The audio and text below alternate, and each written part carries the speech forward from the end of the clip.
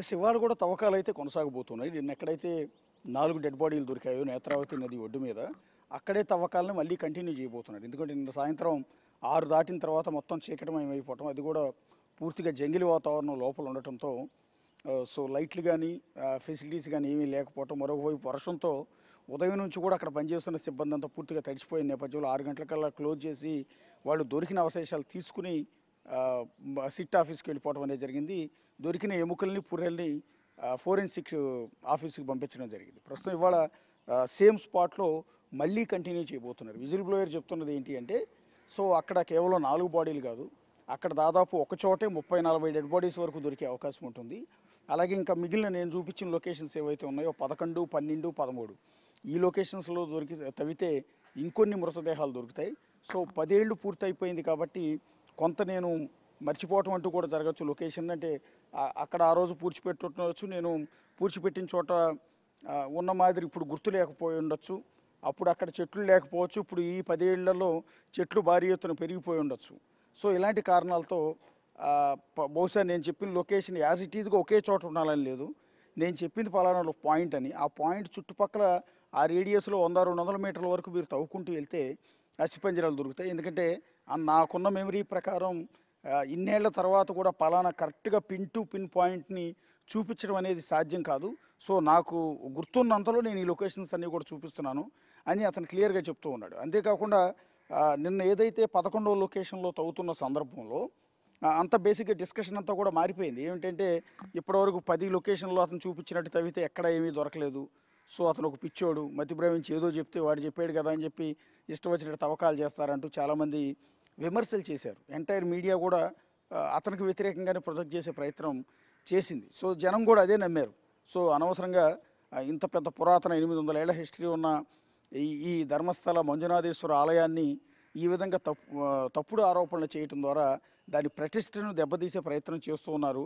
అక్కడున్న నిర్వాహకుడు అంటే పెద్ద అధికారి వీరేంద్ర హెగ్డే మీద ఉన్న కోపం మొత్తాన్ని శివాలయం మీద చూపించే ప్రయత్నం చేస్తున్నారంటే విమర్శల దాడి కూడా మొదలైంది. సో రోజు ఇటు సిట్టు బృందం కూడా అంటే ప్రభుత్వం ప్రెస్టీజియస్గా ఒక సిట్టు బృందాన్ని నియమించింది. సిద్ధరామయ్య ఆధ్వర్యంలో ప్రతి నిమిషం మానిటర్ చేస్తున్నారు. డీజీపీ ప్రణబ్ మోహంతి ఏకంగా సిట్ టీంకి చీఫ్గా వ్యవహరిస్తున్నారు.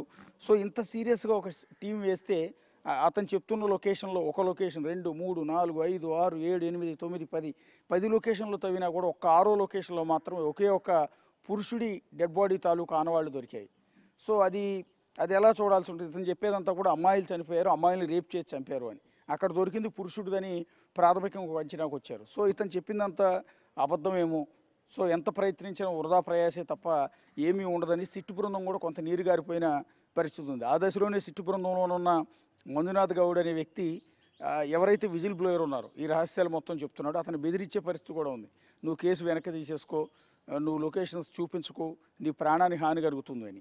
సో ఇలాంటి రకరకాల అనుమానాలు, రకరకాల ట్విస్టుల నేపథ్యంలో నిన్న 11వ లొకేషన్లో తవ్వుతున్నప్పుడు అసలు ఎంటైర్ కేసు అంతా కూడా నీరు గారిపోయింది, ఇంకేమీ లేదనుకుంటున్న తరుణంలో అనూహ్యంగా విజిల్ బ్లోయర్ నాకు ఇంకొక ప్లేస్ గుర్తొచ్చింది, ఇక్కడ తవ్వకం ఆపి అంటే 11వ లొకేషన్లో తవ్వటం ఆపి నేను చూపించిన లొకేషన్కి రండి అంటూ దానికి ఒక 200 మీటర్ల అవతల కొండ మీద అడవి ప్రాంతంలో ఒక లొకేషన్ చూపించాడు. మరి అతనికి ఆ టైంలో ఎందుకు గుర్తొచ్చిందో ఏంటో తెలియదు.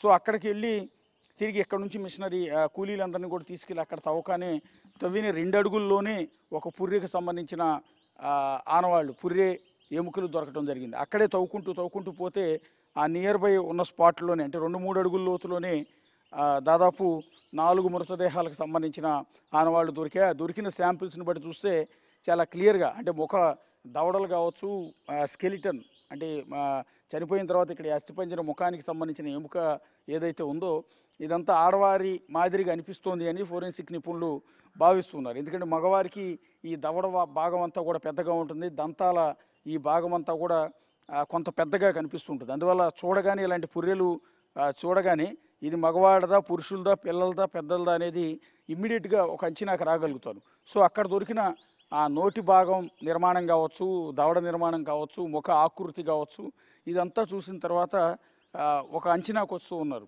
అది మహిళలవే.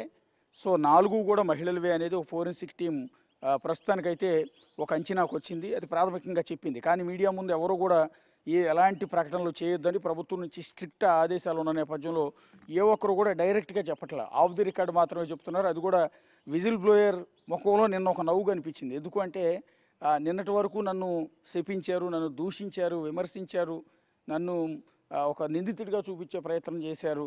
అలాంటిది ఇవాళ నేను చెప్పిన లొకేషన్లో ఈ డెడ్ బాడీస్ దొరికిన నేపథ్యంలో నేను చెప్పిందంతా కూడా నిజమే కదా, ఏదైతే ధర్మస్థల నిర్వాహకుడు వీరేంద్ర హెగ్డే ఆధ్వర్యంలో వాళ్ళ ఫ్యామిలీ చేస్తున్న దురాఘాతాలు, ఇన్ని వందల మంది చంపారని నేను చెప్పిన మాట వాస్తవం అయింది కదా అంటూ అతను ముఖంలో కొంత చిరునవ్వు కనిపించిన పరిస్థితి కనిపిస్తుంది. ఇప్పటికైనా న్యాయం జరుగుతుంది, ఇప్పటికైనా ఇంకా సిటీ టీం ఇంకా సీరియస్గా ఇన్వెస్టిగేషన్ చేస్తే ఇంకా వందల శవాలు బయటకు వచ్చే అవకాశం ఉంటుంది అని చెప్తున్నారు. అట్లాగే ఇప్పుడు ఏదైతే విజిల్ బ్లోయర్ ఉన్నాడో అతని పేరు భీమన్న అని తెలిసింది.